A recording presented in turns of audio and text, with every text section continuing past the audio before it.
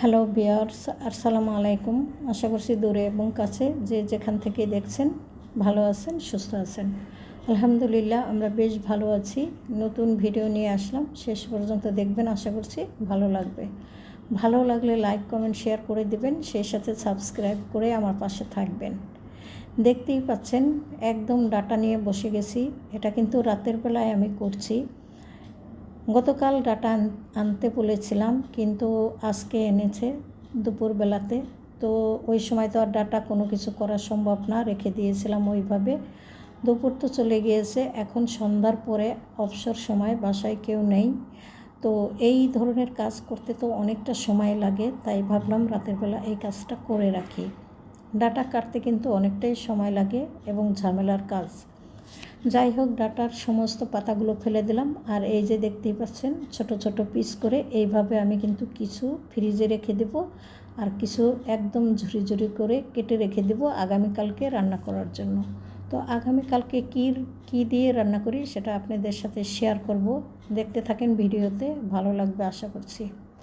এই যে নরম আগা থেকে কিছুটা অংশ আমি নিয়ে নিলাম আর গুঁড়াগুলো রেখে দিলাম। জানি না আমি এখনও গুঁড়া দিয়ে এই গুঁড়ার ডাটা দিয়ে আমি কি করব, যখন করি তখন হয়তো আপনাদের সাথে শেয়ার করব।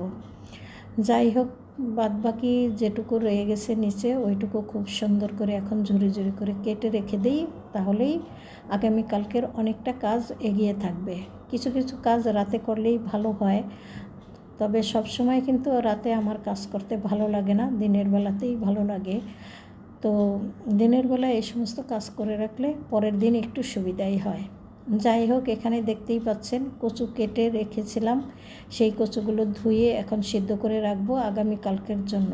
ডাটাগুলোও সিদ্ধ করে রেখে দেবো, যতটুকু ঝুরি ঝুরি করে কেটেছি সবটা। তো এইভাবে কিছুটা কাজ আগামীকালকের জন্য এগিয়ে রাখবো। তারও একটা কারণ আছে, কারণ আমাদের বাসায় ইদানিং কোনো গ্যাস থাকে না। তো সেই কারণে রাতের বেলা বেশ কিছু কাজ করে রাখতে হয়, তা না হলে অত একটা লাগেও না রাতের বেলা রান্নাবান্না করে রাখার। তো দেখতেই পাচ্ছেন কচু তো সিদ্ধ বসিয়ে দিয়েছি, পাশের চুলায় কিন্তু আমি ডাল বসিয়ে দিয়েছি আগামীকালকের জন্য। আর এইখানে কচুর যে ডালপালা ছিল, সেই ডালপালাগুলো আমি কিন্তু খুব সুন্দর করে ঝুরি ঝুরি করে কেটে নিয়েছি। এগুলো খুব সুন্দর করে সিদ্ধ করে আগামীকালকের জন্য রেখে দেব।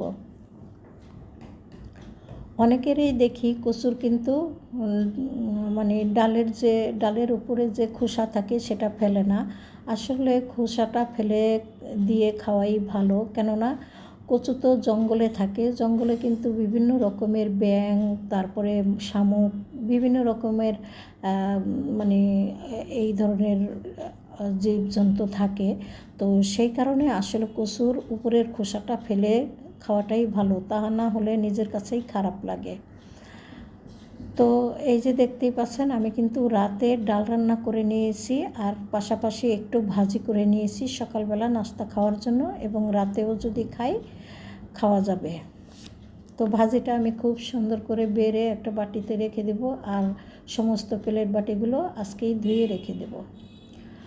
তো খাওয়া দাওয়া করেছিলাম রাতের বেলা, তারপরে তো শুয়ে পড়েছি। চলে আসলাম পরের দিন সকালবেলা।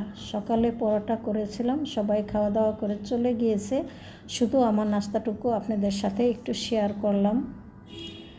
এখন চলে এসেছি হলো পরের দিন, ভাবছি যে দুপুরবেলা কি রান্না করা যায়।